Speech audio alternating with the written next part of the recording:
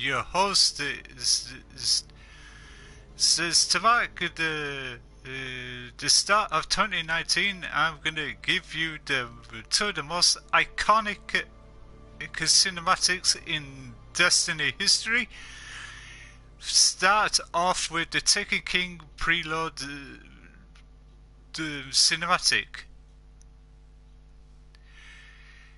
that came with the Taken King the DLC back in 2015. So before further ado, let's get it started.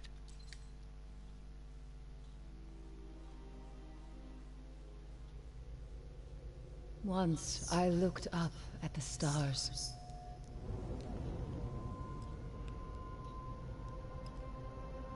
I was a guardian. I stood against the darkness. My eyes saw hope and a future full of light. 6 of you went down into the pit. You sought revenge for those I lost. You slew a god. Crota. With his last breath, he reached out across the night. And now, the night has answered.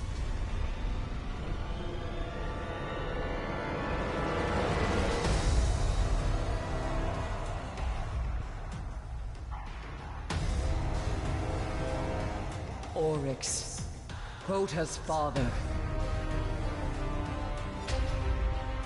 He smells the blood of his son on your hands.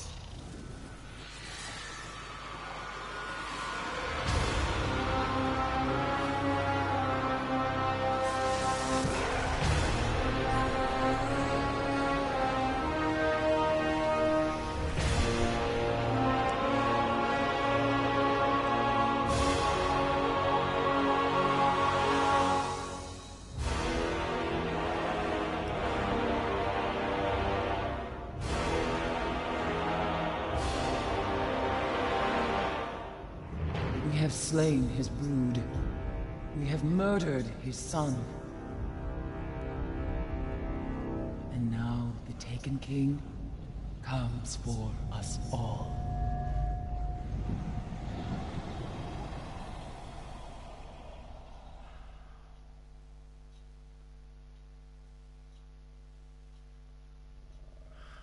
I just saw by that cinematic the whole premise of the Taken King that Oryx, the son of Crota, is out for revenge. His revenge on mind is upon the Guardians, namely us, that killed his son Crota.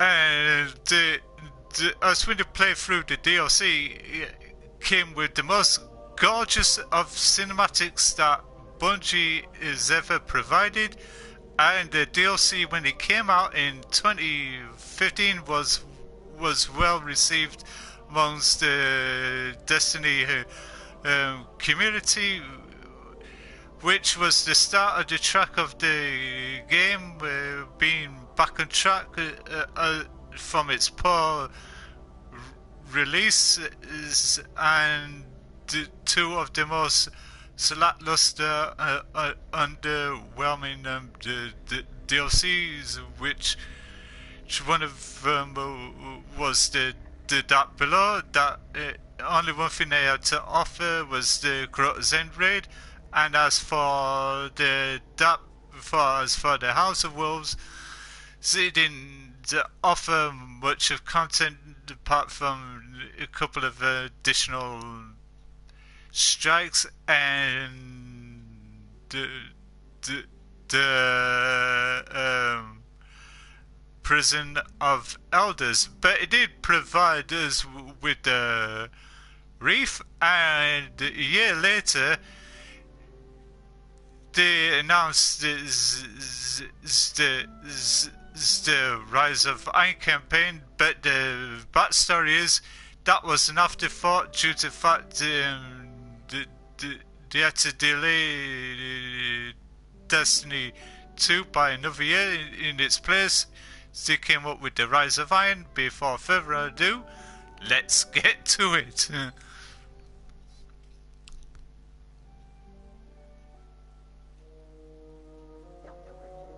We thought we were indestructible. The Lords of Iron. We swore we would do anything to protect the last city. Some of us paid the ultimate price.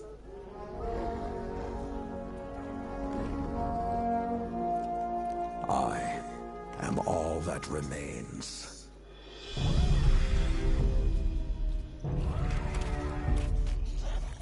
Stand with me, Guardian. It is time to avenge my brothers and sisters.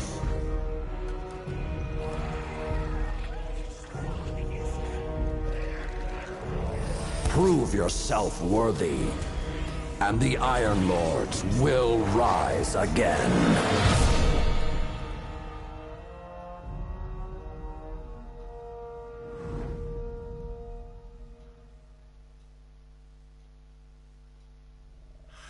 Like I said about the Rise of Iron, it came out in 2016, which was the last DLC before Destiny 2 came out a year later.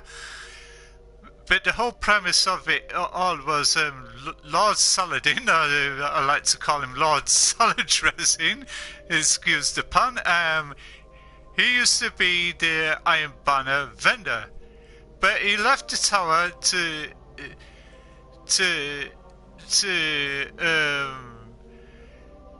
deal with the new enemy threat, which is the Devil Splicers, which was the rehash of the Fallen that augmented by this thing called Siva.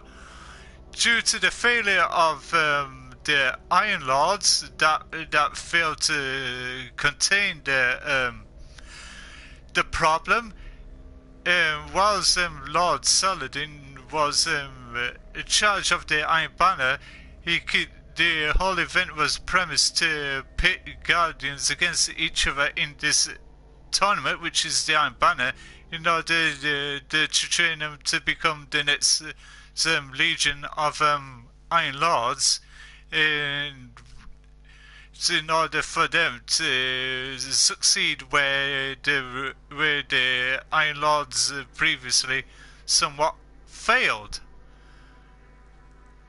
As you do in pure Destiny fashion, us Guardians took the task at hand, and we successfully contained the problem and sealed it temporarily. Delayed the outbreak, so any enemies in that can't get their hands on the technology. When it came out, the story campaign did not live up to the spectacular as the Taken King. It's sort of kind of like dipped in quality, but the cinematics were gorgeous.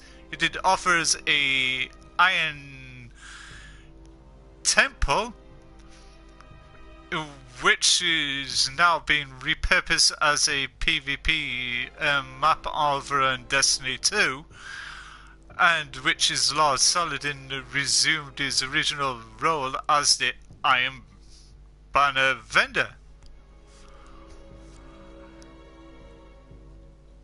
Due to the fact that when Destiny 2 came out, they saw it wasn't viable to continue Iron Banner and Charles of Osiris on this game, due to the fact they was moving away from the the Xbox 360 and the PS3, but the Deej did say their main focus was on the next gen consoles, which is this, the Xbox One, followed by the Xbox One S and the Xbox One X, and the PlayStation 4 and the PlayStation 4 Pro, which offered you 4K resolution, and that it was not viable to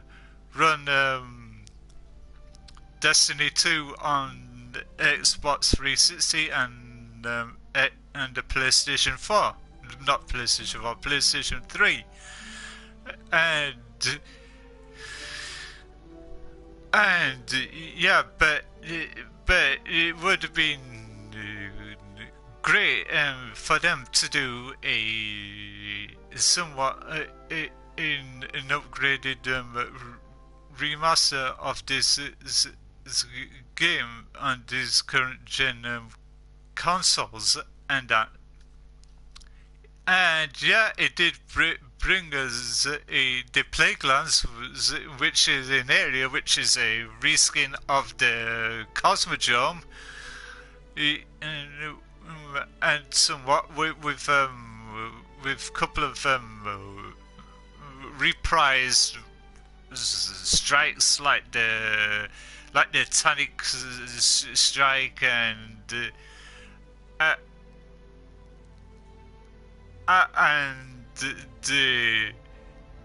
couple of others, which is the Omnigul and that big servitor one, which was beefed up with the Siva modifications and that. Yeah, apart from that, it did offer a glorious map. But as for the cinematic story narratives behind the Rise of Iron, it wasn't on the strength, on the scope and scale, and the spectacular as the Taken King was, as you did saw earlier on in this video. And that's all I have to go on about. There's no other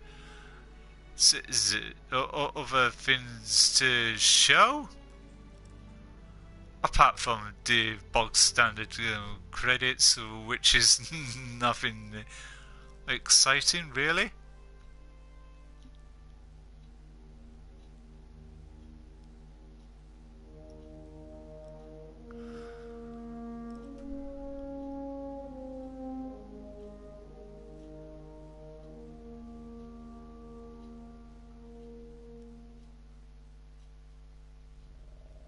That's all you get really. On most of the games you get the full end credits, like who did what behind the scenes and that, but with this one you got the generic thank you for playing this and that and the other, and that's all I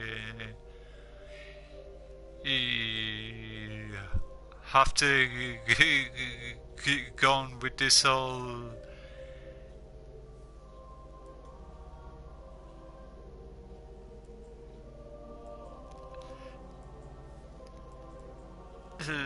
issue, and that there's nothing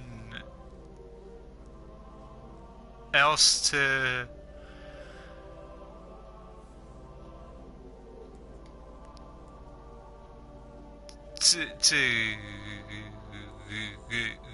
go on.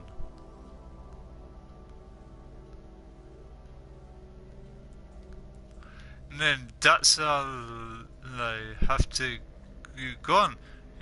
But thanks for tuning in and watching and sharing the fun and nostalgia with veteran Destiny players, along with the new Destiny players that just recently joined. For those of you who just joined the game, welcome to the community, and I hope you're enjoying yourself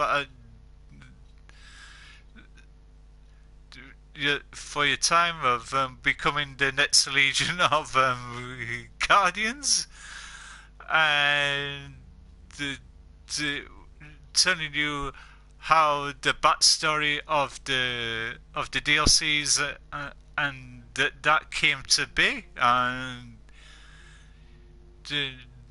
sharing the fun and nostalgia. And until then, have a great day wherever you are in the world. As usual, my social media links will be in the description bar down below. In the dot below, should I say? Pardon the pun. and until then, keep on dismantling those minds, yes, and etc. And wherever you are, have a great weekend, and stay safe and fairly well. May the force be with you out there, wherever you are in the world, guardians. And I'm gonna sign off.